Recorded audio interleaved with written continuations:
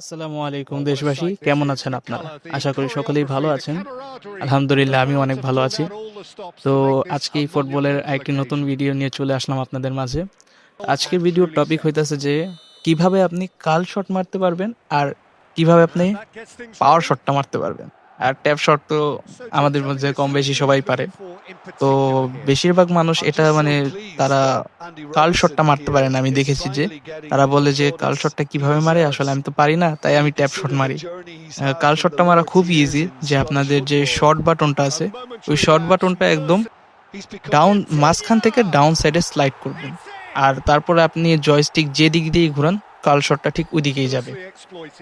তারপর আমরা কথা বলি যে পাওয়ার শটটা কিভাবে মারবেন। পাওয়ার শটটা মারার জন্য আপনাকে জয়স্টিক একদম গোল বারের দিকে অ্যাঙ্গেল রেখে শর্ট বাটনের মাঝখান থেকে ডান সাইডে স্লাইড করতে হবে, তাহলে একটা বুস্টার পাওয়ার শট মারা যাবে।